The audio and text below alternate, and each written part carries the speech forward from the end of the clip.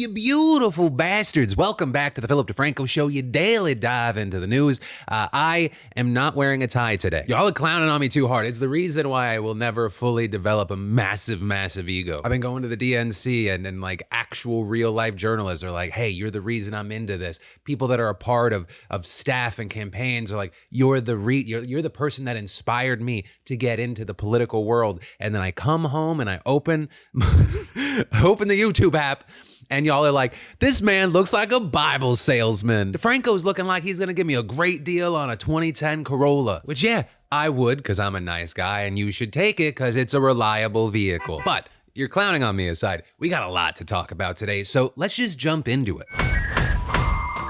And then, while it might sound familiar, this is not old news, this is new news. Romanian police have just conducted fresh raids on Andrew Tate's house. And according to Romania's anti-organized crime agency, these raids were a part of the investigations into allegations against the Tate brothers, which included those of human trafficking, the trafficking of minors, sexual intercourse with a minor, influencing statements, and money laundering. With there reportedly being dozens of officers searching Tate's property at the edge of Bucharest, and the agency saying that hearings will be held later on at their headquarters. And this is you had Team Tate confirming the raid, with their spokesperson saying, although the allegations in the search warrant are not yet fully clarified, they include suspicions of human trafficking and money laundering. The brothers' legal team is present to ensure that all formalities are carried out correctly. And while that statement didn't address the bit about minors, Tate himself, on the other hand, did, saying on X, the quote, minor they are talking about is 24 years old, but because she first followed me years ago when she was 17, they say I intended to traffic her, even though I literally did nothing to her and we've been friends for years. Matrix attack. And in an apparent response to the raid, he said the Matrix is real and they have a tried and true playbook. Slander is their number one tool and the process is the punishment. But saying, unfortunately for them, good always wins in the end, and adding, 9 hours into the house search and an armed police officer looks at me apologetically and shrugs his shoulders. He said, quote, you've made somebody very angry. But with all this, I'll say there's not a lot of information available right now, so we're gonna have to keep our eyes on this. Especially as we wait to see if there's further explanation about the allegations around children from someone other than Tate himself. And then, so in news that absolutely took over the news cycle today, we gotta talk about this super yacht situation. Or with many calling this the new version of the Titanic submersible all over again. Except this time it wasn't a sub, it was a super yacht, and it's not in the Atlantic, but the Mediterranean. With a super yacht anchored off the coast of Sicily on Monday morning with 22 people on board sleeping inside when disaster struck. Officials saying that the ship was hit by a waterspout, basically a tornado that forms over water. And while 15 of the passengers were able to safely escape the wreckage in a lifeboat, another was confirmed dead and 6 were still missing. And that including British tech tycoon and billionaire Mike Lynch, who's often called Britain's Bill Gates. With the others including Lynch's 18-year-old daughter, Hannah, Morgan Stanley International Chairman Jonathan Bloomer and his wife Judy, and the lawyer Chris Morvillo along with his wife. Right, notably Lynch had brought the lawyers on the yacht to celebrate his acquittal in a fraud case earlier this year in the United States. With that, having focused on the sale of his software company Autonomy to Hewlett-Packard for $11 billion in 2011. And actually, in a striking coincidence, Lynch's co-defendant, Stephen Chamberlain, who wasn't on the yacht, was struck and killed by a car in London on Saturday. But with this, for the last few days, we've seen this desperate search for survivors, or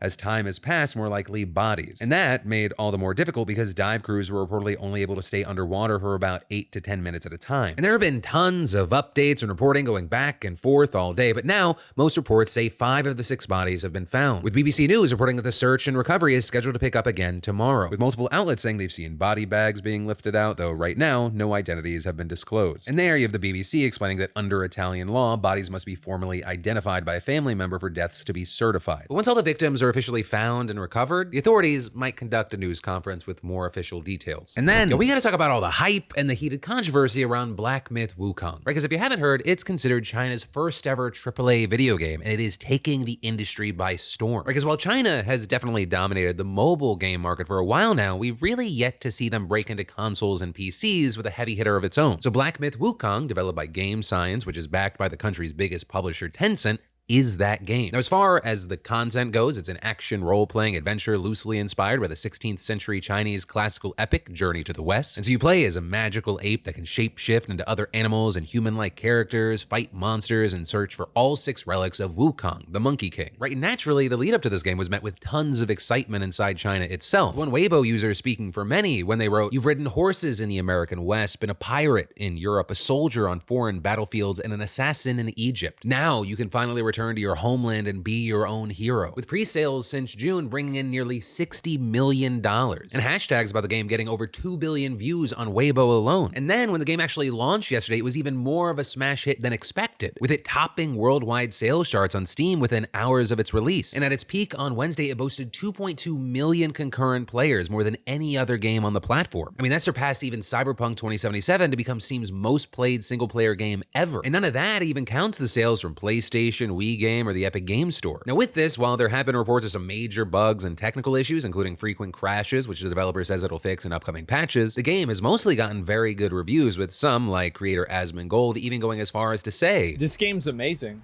At this point, I think that it's a 9 to a 9.5. And the only reason that it's not higher is that I wish it had more open world exploration because of how good the game is. I'm actually shocked at how good this game is. Best game of the year? What other game would be game of the year if not this game? But also, Black Myth: Wukong is notable for more reasons than just its success, right? It also marks a historical breakthrough for China's efforts to push back against Euro-American dominance over the global entertainment industry and export its own culture to the rest of the world. And with this, we've seen the CCP throwing its weight behind the game, with the state news agency interviewing its developer and writing in an editorial. With this breakthrough, the default language of a AAA game is no longer English, but Chinese, as well as a state-run broadcaster adding, "Chinese players in the past have gone through this process of cross-cultural understanding. Now is the turn of overseas players to learn and understand Chinese traditional culture," which some see as surprising given how hostile the CCP has been toward gaming as a whole over the past several years. Right? I mean, in an effort to clamp down on video game addiction and in-game gambling, the government's tightly regulated the industry by withholding licenses and delaying permits for commercial exploitation. As well as in 2021, they banned minors from gaming for more than 3 hours a week, requiring developers to implement age verification measures. So the success of Black Myth: Wukong may be a sign that the government's now loosening its grip and letting the industry start to flourish. But that doesn't mean that its grip is loosening over all aspects of the industry, right? Because in the past few days, some high-profile reviewers, even those outside of China, have complained of censorship, with news outlets obtaining a Google Doc provided to them by Hero Games, the Chinese company responsible for Black Myth: Wukong's marketing, which outlines do's and don'ts. And this including stuff like using, quote, trigger words such as quarantine, isolation, and COVID-19, as well as discussing politics, quote, feminist propaganda, and other content that instigates negative discourse. And finally here, no discussion of China's gaming industry policies. And so in response to this, of course, you had a bunch of reactions, with most people outraged but not surprised since, you know, it's from China. So here, going back to Asmongold, he had more of a nuanced take, blaming the country, not the company. It's actually just so they're compliant with the Chinese government and they don't get the Chinese government on their ass because they're afraid of the government coming in there and basically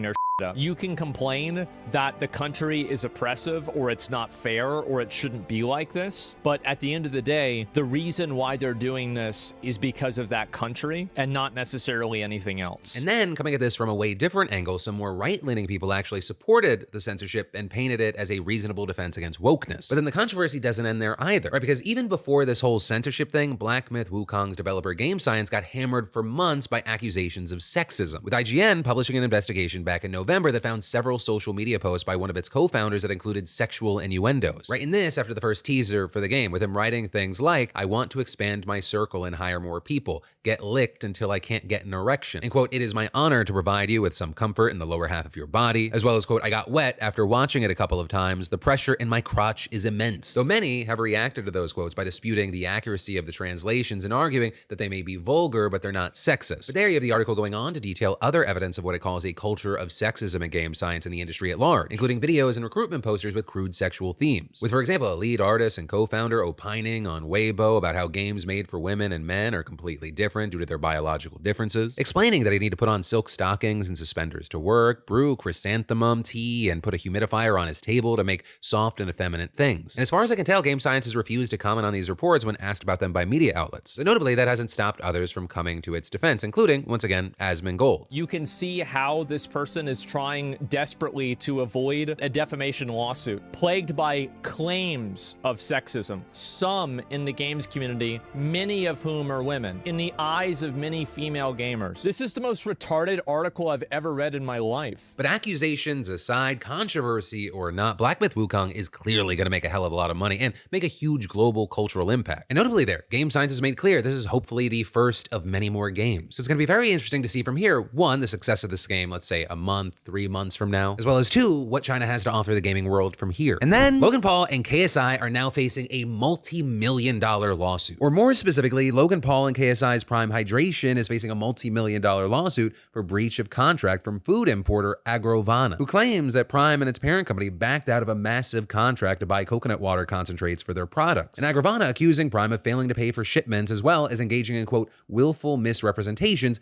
to paint their products as unsafe in order to get back earlier payments. Right, according to Agrovana, Prime started missing payments late last year, but promised the importer that they were working on secure lines of credit to address the problem, with the two companies even signing an agreement to extend their partnership until March of 2025. But in February, a Prime executive reportedly told Agrovana that they had fallen into a seasonal lull and sales projections were down. And with that, saying they were sitting on a lot of inventory and would have to cancel or reduce their orders. And then in July, you had Prime complaining that they found contaminant spots on the coconut powder, which Agrovana claims are just particles of caramelized coconut that have always been there and are safe for consumption. But still, you had Prime demanding that Agrovana pay over $3 million for the defective products, which are now near expiration, with now Prime refusing shipments entirely, which Agrovana says violates their contract, and saying Prime's failure to take care of their defaulted payments is also, quote, a material breach of the terms. Right in the lawsuit saying that when Prime signed a multi-year contract, they were able to get massive amounts of product to meet the insane demand. But now you have Agrovana saying that it's stuck with its commitments to vendors without a buyer, and that they've lost out on additional business, with their managing partner saying that Prime's actions here have hurt the company immensely because Prime is their biggest client by a lot. And adding, we just couldn't tell whether we would be paid after trying to communicate with them for weeks or months about the quality product they already have, saying they could care less about what we have to say, what they had already committed to in the contract they were now trying to get out of. And so Agrovana now is asking for a declaratory judgment saying their products meet industry standards and that they fulfilled their obligations in the contract with Prime, as well as asking for damages totaling nearly $13 million. But all of this notably happening as this is not the worst of Prime's troubles right now. This is just the latest in a string of recent lawsuits, including a $68 million lawsuit from Refresco Beverages, also for breach of contract, as well as 2 trademark infringement suits, one from a NASCAR driver and the other from the U.S. Olympic Committee. But for now, with all this, we're gonna have to wait to see how this plays out. And then, I love food, especially good food from amazing chefs. And thanks to today's sponsor, Cook Unity, they provide good meals from great chefs like Jose Garces, created in small batches in micro kitchens across the nation. You know, Cook Unity, they work with top chefs from the likes of Food Network alums, James Beard Award winners, and acclaimed restaurateurs. And it's so easy. Meals are chilled, sent fresh, not frozen, so they're ready to heat and eat. Menus are also updated weekly, and new chefs are always joining the team. And you know, a consistent reorder of ours is Iron Chef and James Beard Award winner Jose Garces' shrimp and chorizo paella. Right, Jose Garces is a leading culinary authority of Spanish and Latin American food who also offers virtual online cooking demos to live online cooking classes. I mean, last night we had barbecue chicken with mac and cheese from Chris Rattel, right? And Chris has a strong appreciation for food in its simplest, most organic form and hands-on knowledge from the local farmers and purveyors who are growing it. And Cook Unity offers a range of meals, including vegan, paleo, gluten-free options, and the subscription is super flexible, making it easy to pause, skip weeks, or cancel anytime. So just go to cookunity.com/DeFranco or click the link in the description and use code DeFranco50 to get 50% off your first order of Cook Unity meals. And then, you know, like I mentioned earlier this week, I am in Chicago for the DNC right now. And there are 2 things that I want to talk about related to that. One short, one long. The first is related to liars and or stupid people. There are some people right now lying on my name saying that I'm getting paid by the DNC to be out here. That is 100% false. That is a lie. We requested for credential access, and that is the only thing they gave us. I booked and paid for my own flight. I booked and paid for my own hotel. I cannot speak to anyone else's experience, but I also know like Hassan Piker, they're not gonna fucking pay Hassan Piker to come out here, and he's credentialed. That would arguably be one of the dumbest ways for them to spend money. I was watching a bit of a stream last night and I was like, there are people saying he was paid to come out here so he could shit on Obama while Obama was giving his speech. But yeah, I just want to say that because 2 idiots becomes 4, becomes 8, becomes 16, becomes 32, becomes 64, becomes 128. But then secondly, regarding the DNC, we are now entering night 3. And so going into it, I wanted to try to consolidate all the highlights from the first 2 nights. Because unless you're chronically online or, you know, you're a hardcore Democrat, you probably missed a lot. And there's just so much happening that it's hard to keep track of. So starting with Monday, of course, one of the biggest moments was Joe Biden passing the torch on to Kamala Harris. He started by taking the stage, embracing his daughter, and shedding a few tears. And then, after hitting some of his tried and true talking points, you had him hyping up Harris. MAGA Republicans found out the power of women in 2022. And Donald Trump is going to find out the power of women in 2024. But she'll be a president our children can look up to. She'll be a president respected by world leaders because she already is. She'll be a president we can all be proud of. And she will be a historic president who puts her stamp on America's future. And along with that, you had him reflecting on his career and his decision to step out of the race. I made a lot of mistakes in my career, but I gave my best to you. It's been the honor of my lifetime to serve as your president. I love the job, but I love my country more. And notably, he also briefly mentioned what's commonly referred to as the war between Israel and Hamas. Those protesters out in the street, they have a point. A lot of innocent people are being killed on both sides. Right, because while it was much smaller than expected, we saw thousands of pro-Palestine protesters taking to the streets near the convention on Monday, with them notably saying it is not a war, it's a genocide, and that the U.S. is helping fund it. That said, in general, things were pretty peaceful, though reportedly there were also minor clashes with police, and some demonstrators tore down a fence at one point. At least 4 people got arrested. And notably, out there, you had creators like Hassan Piker checking out the protest, streaming himself among the crowds, talking to various demonstrators. But then also, beyond that, something that got some traction is that he took aim at Biden's comments about the protest, sharing the clip and writing, "Palestinians and Israelis in Gaza are both being killed by the IDF with the missiles we give them." And there, Hassan may be referring to the fact that some of the hostages have been killed in IDF attacks. In fact, Israel recovered the bodies of 6 hostages in Gaza this week. You have Hamas claiming that some were killed and wounded in Israeli airstrikes. But that said, the Israel-Gaza situation is just one issue coming up at the convention, and frankly, it's an issue mostly just being avoided. Though another big issue is abortion. Right, and there, a big moment on night one was Hadley Duvall taking the stage. Right, with her talking about how she was raped by her stepfather and became pregnant at 12, but thankfully she was able to get an abortion. And in her speech, she emphasized that she couldn't imagine not having a choice. But today, that's the reality for many women and girls across the country because of Donald Trump's abortion bans. Now there, I should say, Trump has said he believes in abortion ban exceptions for rape, incest, and the life of the mother. But also a key thing is that he's taken credit for overturning Roe v. Wade. And he's often tried to just pass the buck on the issue, saying that it should be left to the states. Right? And notably with that, there are now 9 states where abortion is banned with no exceptions for rape or incest. So it also wasn't just a focus on abortion bans. The whole far-right conservative agenda was under attack. With another big moment being when Michigan State Senator Mallory McMorrow brought an oversized printed version of Project 2025 and went straight into some of its most concerning policies. And whatever you think it might be, it is so much worse. Okay, right here on page 535, it says, quote, "Reissue Trump's Schedule F executive order to permit discharge of non-performing employees." Now that doesn't sound that scary, right? But here's what it actually means in plain English. If Donald Trump gets back into the White House, he's going to fire civil servants like intelligence officers, engineers, and even federal prosecutors if he decides that they don't serve his personal agenda. But then beyond that, we also have to talk about AOC's speech. And I, for one, am tired of hearing about how a 2-bit union buster thinks of himself as more of a patriot than the woman who fights every single day to lift working people out from under the boots of greed, trampling on our way of life. And there, you had a lot of people saying that her speech sort of marked the arrival of, quote, the new AOC. Because initially, she was sort of on the fringes of the Democratic Party, but she now had a primetime spot at the convention. And having been in the crowd both nights, she got some of the biggest responses from the crowd. Also, another viral night one moment was when Hillary Clinton took the stage. Some focused on her talking about the significance of having another woman fighting for the White House. Together, we put a lot of cracks in the highest, hardest glass ceiling. And you know what?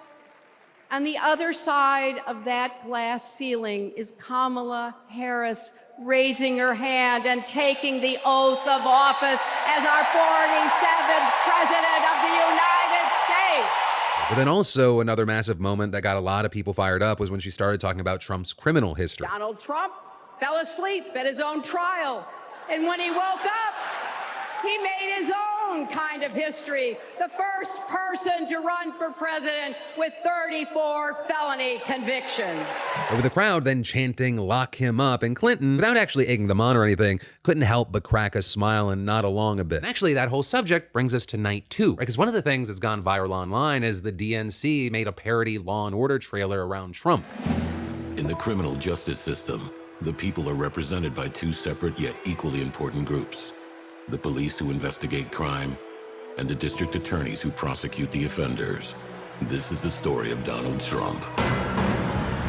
And to take on this case, we need a president who has spent her life prosecuting perpetrators like Donald Trump. But with night 2, easily the biggest 2 speeches were Barack and Michelle Obama. I mean, you had Michelle saying Harris is one of the most qualified people ever to seek the office of the presidency. Though really, the part that blew the roof off the United Center was when she absolutely laid into Donald Trump, with her specifically alluding to racist comments that he's made against her and Barack, against Harris, or just in general. For years, Donald Trump did everything in his power to try to make people fear us. See, his limited, narrow view of the world made him feel threatened by the existence of 2 hard-working, highly educated, successful people who happen to be black. I want to know, who's going to tell him that the job he's currently seeking might just be one of those black jobs? And then with Barack, he highlighted the parallels between his own campaign back in 2008 and Harris's, with him going on to say, "We need a president who actually cares about the millions of people all across this country who wake up every single day to do the essential, often thankless work. We need a president who will stand up for their right to bargain for better wages and working conditions. And Kamala will be that president. Yes, she can." With that, then going on to chants of "Yes, she can," which is a throwback of Barack's own campaign slogan. And of course, as you might expect, he had more things to say about Donald Trump. Here's a 78-year-old billionaire who has not stopped whining about his problems since he rode down his golden escalator 9 years ago. It has been a constant stream of gripes and grievances that's actually been getting worse now that he's afraid of losing to Kamala. Though the really viral moment is what Obama said or implied immediately after that. There's the childish nicknames, the crazy conspiracy theories, this weird obsession with crowd sizes.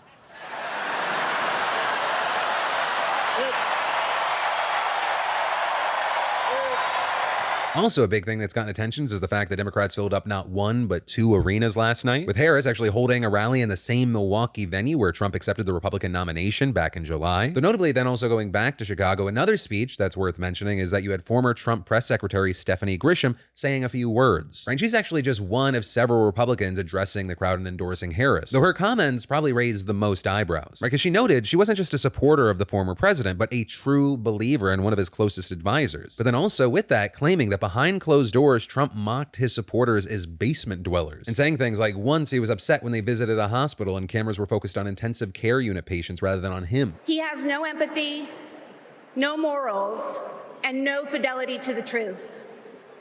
He used to tell me, "It doesn't matter what you say, Stephanie.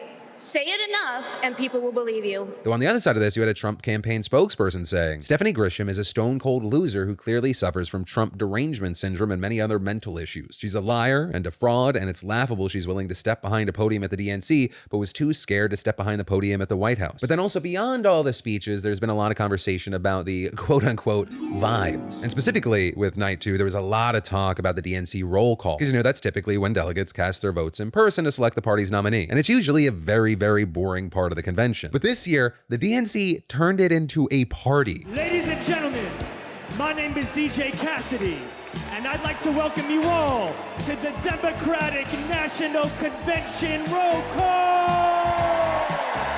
Now we're going to pass the mic from state to state so that all our voices are heard all around the nation. And so yeah, each state cast its ceremonial vote while DJ Cassidy spun a track for each one. That is, except for my new home state, Georgia. Georgia, how do you cast your vote?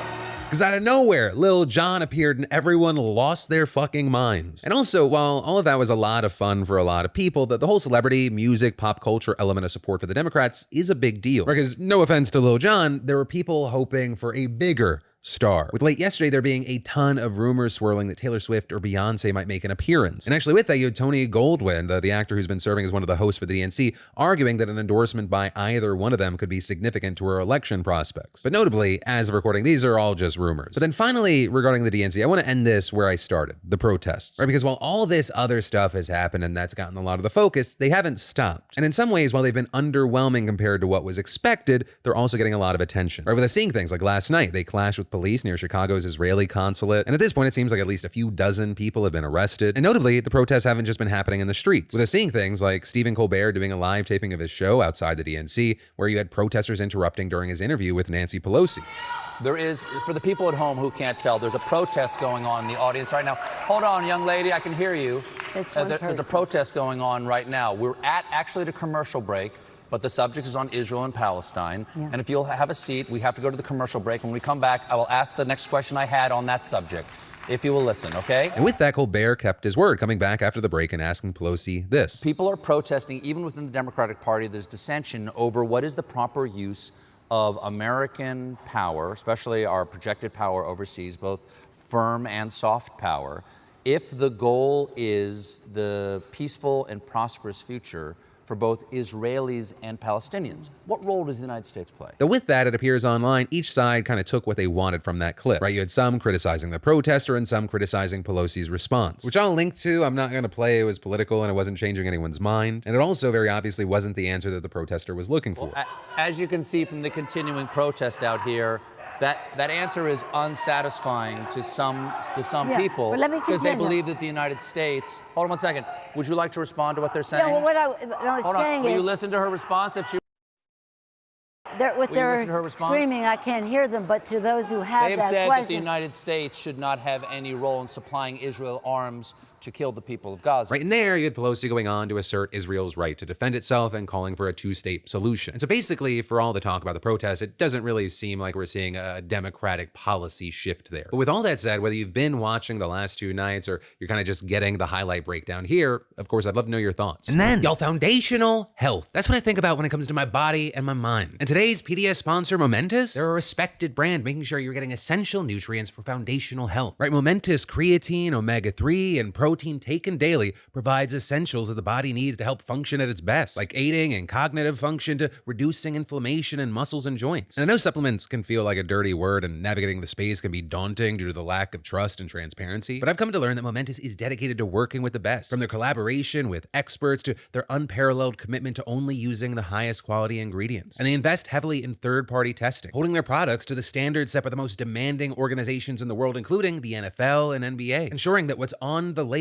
is what's in the product and absolutely nothing else. They call it the Momentous Standard, which is really the industry's leading standard in quality. I mean, there's a reason why the world's best athletes and experts use and help develop Momentous products. So if you're like me and you want to take supplements that are made by and used by the best in the world, go to livemomentous.com and use code DeFranco for 20% off. That's livemomentous.com with code DeFranco. And then yes, no, but also no. That is essentially what's going on with this recent FTC ban. Right? Because back in April, the Federal Trade Commission banned non-compete agreements, which, for those that don't know, are employment contracts that restrict workers from switching to a different employer within the industry. And in a 3-2 vote, the majority of the commissioners ruled that these agreements suppress wages, stifle entrepreneurship, and gum up the labor market, citing a mountain of evidence there. But now you have a federal judge in Texas striking down that ban, saying that the FTC overstepped its authority. And in her 27-page long opinion, U.S. District Judge Ada Brown found that the FTC both did not have the authority to make that decision and also relied on, quote, inconsistent and flawed empirical evidence, with her then going on to say that the agency failed to consider evidence supporting non-compete clauses and offered no alternatives either. Writing in her opinion, the role of an administrative agency is to do as told by Congress, not to do what the agency thinks it should do. But then in response to Brown's ruling, a spokesperson for the FTC said in an emailed statement, "We are disappointed by Judge Brown's decision and will keep fighting to stop non-competes that restrict the economic liberty of hardworking Americans, hamper economic growth, limit innovation, and depress wages. We are seriously considering a potential potential appeal, and today's decision does not prevent the FTC from addressing non-competes through case-by-case enforcement actions. But then this is where it gets interesting, right? Because Brown's ruling is the exact opposite of a Pennsylvania judge's ruling last month, with U.S. District Judge Kelly Brisbane Hodge hearing a preliminary injunction request from a Pennsylvania-based tree care company. And there, she ruled that the FTC was well within its authority to issue this ban. But then also, a federal judge in Florida blocked the FTC's ban last week, but only for one specific case. And so with the hot and cold approach that we're seeing from these federal judges, experts are saying that this is likely going to make its way to the Supreme Court. But for now, with this ruling from Texas, non-competes are still in effect on the national level. Those state restrictions on them, like the ones in California, North Dakota, and Oklahoma, those still apply. So, a lot is changed, and we're gonna have to see what happens from here. But in the meantime, of course, I'd love to know your thoughts, especially if you have experiences with non-competes. And then Tim Walz is a liar. That is what J.D. Vance has just claimed, accusing Walz of misleading the public about conceiving his children via in vitro fertilization. Right, and that accusation seems to be in response to a Glamour article where Gwen Walz said that the couple used another type of fertility treatment to help conceive, with Vance saying on Twitter, today it came out that Tim Walz had lied about having a family via IVF. Who lies about something like that? With him adding in later statements that, quote, it's just such a bizarre thing to lie about, right? There's nothing wrong with having a baby through IVF or not having a baby through IVF. Like, why lie about it? I just don't understand that. And anyone who's had a friend or themselves on fertility treatment, you know the difference. So that begs the question, did Walz lie? And well, there, at the least, it seems he misled people earlier this year by saying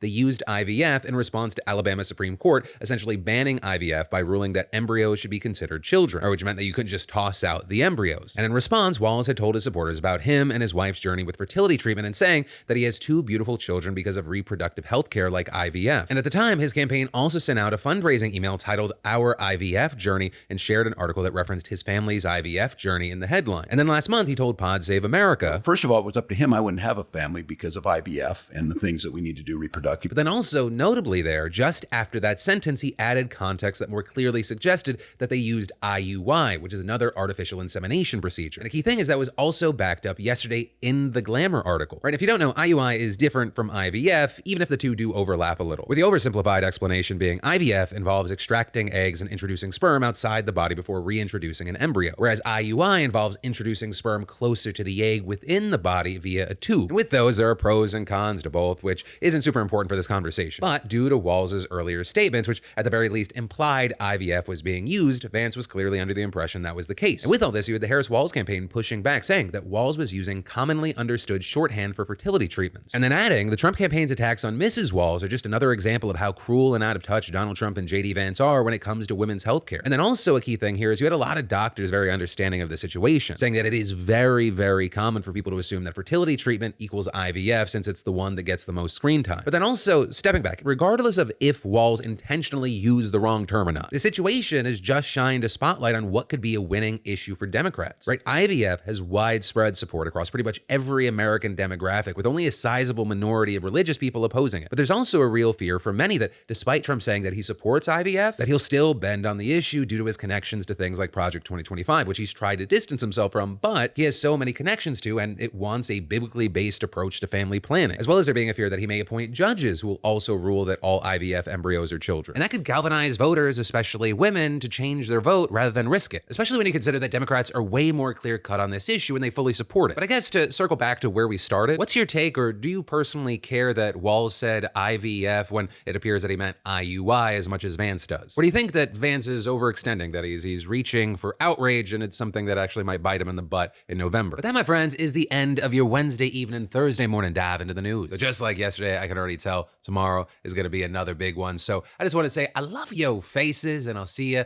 right back here on the channel tomorrow.